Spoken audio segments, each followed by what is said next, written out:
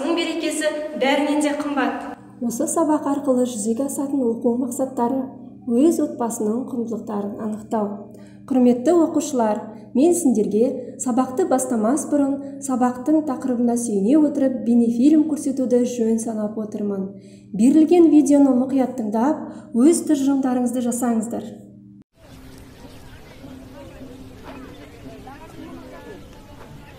Ертеде бір шаһарда екі кісі көрші болыпты. Олардың біріншісі бай саудагер Дәулет, екіншісі құдық қазып ақша табатын кедей кісі Сабыр екен. Саудагер өзінің көршісінің ылғи да ауыр бейнетпен су шығарып жатқанын көріп, ішінен: «Мынадай ауыр бейнет жасап, жарлы болғанша, мен секілді сауда жасап неге бай болмайды?» деп ойлап қояды екен.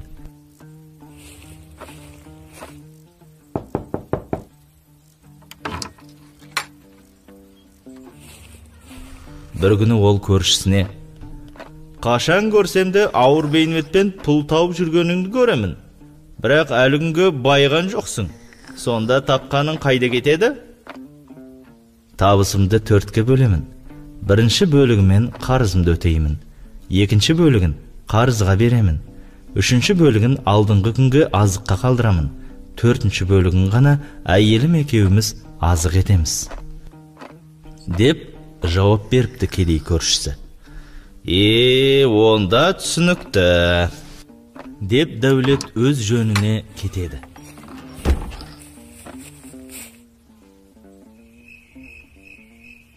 Бірақ сөздің мәнісін ұқпай, түнімен бас қатырып ұйықтай алмайды.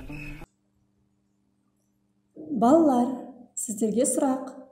Ертегідегі кедей кісі Сабыр табысымды 4-ке бөлемін дегенді қалай түсініп отырсыздар?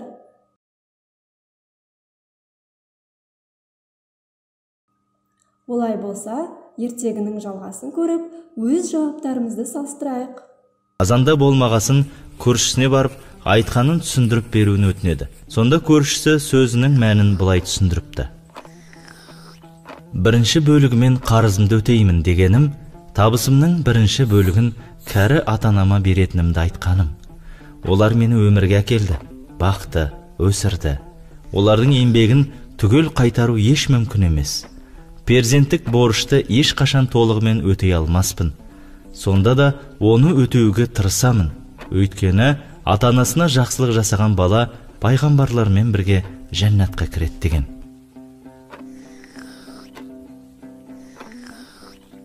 Екінші бөлігін қарызға беремін дегенім, оны балаларыма жұмсағаным. Олар кейін бізді бағады, яғни қарызды қайтарады. Басқаларға мейірімділік етпегеннің өзді мейірімге бөлінбейді деген. Үшінші бөлігін алдыңғы күнге азыққа қалдырамын дегенім, жетім жесірлерге тегін ауыз су шығарып беріп, ақыретке азық жинаймын дегенім. Себебі халық игілігі үшін су шығарып берген адамның алар сауабы өзі өлсе де артынан үзілмей барып тұрады. Ал 4-ші бөлігін әйеліміз екеуміз азық етеміз. Ол түсінікті.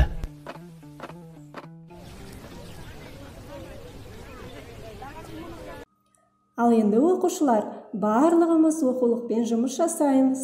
Ол үшін 81-ші беттегі номер 1 және де номер 2 тапсырмаға зер саламыз. Номер 1. Сенің атанаң қонаққа жиналып жатыр.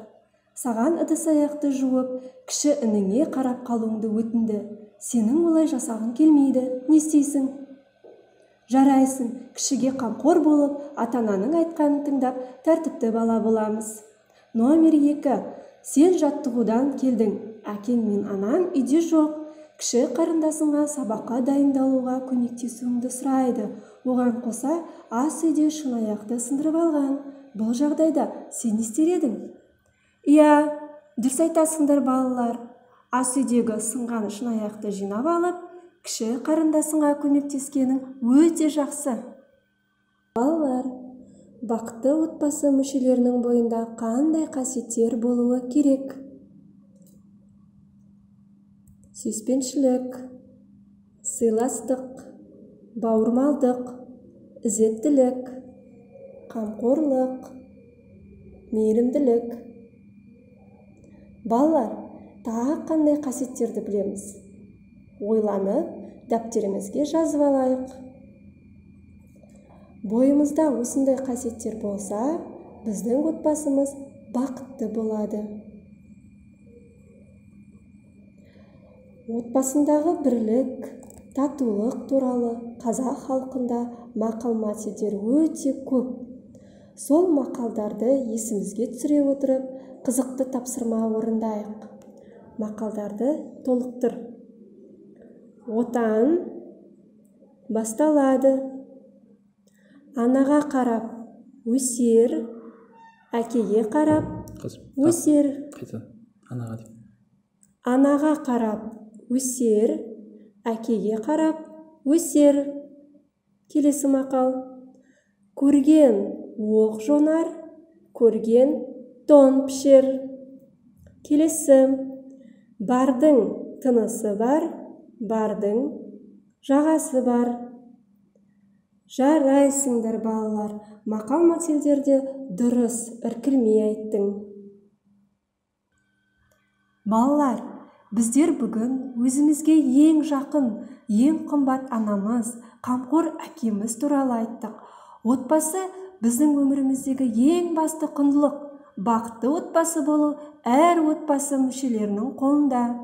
Ата-анамызды сыйлап, қадірлеп, қастерлеп, үлкенге құрмет, кішіге ізет көрсетіп, сыйластықта, татулықта өмір сүрсек, отбасымыз бақытты әрі берік болады. Үй тапсырмасы 81 бет номері 3. Жоспар бойынша сиқырлы сөз тақырыбына әңгіме құрастыру. Осымен балалар, бүгінгі біздің сабағымыз аяқталды. Сау болыңыздар.